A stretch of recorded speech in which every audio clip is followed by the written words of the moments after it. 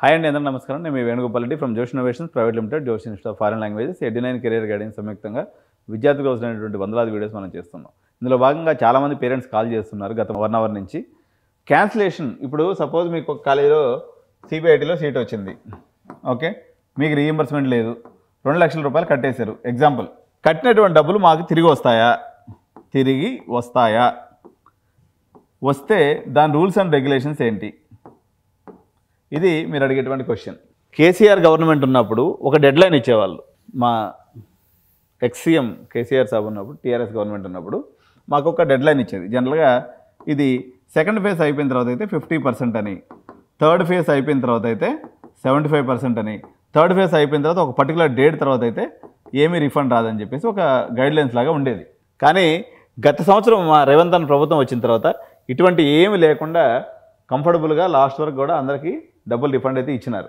Congress government ఉదారవాదంగా ఉంటుంది కాబట్టి హ్యాపీగా మీ డబ్బులు రిఫండ్ వస్తాయి, మీరు హ్యాపీగా పే చేసుకోండి. దాంతోపాటుగా డబ్బులు పే చేసిన తర్వాత వాళ్ళు ఏదో ఒక రూల్ పెడతారు, ఆ టైంకి మీరు చూసుకోరు, ఆ పైసలు పుసిక్కిన ఎగిరిపోతాయి.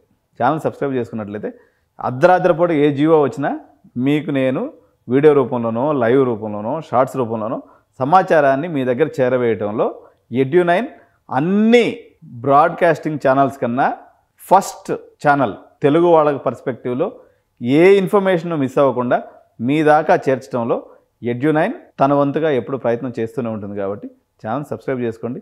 క్యాన్సిలేషన్కి అయితే ప్రస్తుతానికి ఎటువంటి రూల్స్ చేయలేదు, హ్యాపీగా మీరు అమౌంట్ కట్టుకోవచ్చు ఉంటుంది. సార్, బి కేటగిరీ సీట్ వస్తే మేము కట్టుకున్న డబ్బులు రిటర్న్ ఇస్తారా? దానికి దీనికి సంబంధం లేదు, అది వేరే ప్రాసెస్, ఇది వేరే ప్రాసెస్. కాబట్టి ఈ గేమ్ ఎట్లయితే ఎవరైతే బి కేటగిరీ మధ్య, ఏ కేటగిరీ మధ్య తర్జన పడుతున్నారో ఎక్స్పర్ట్ గైడెన్స్లో మీరు రండి.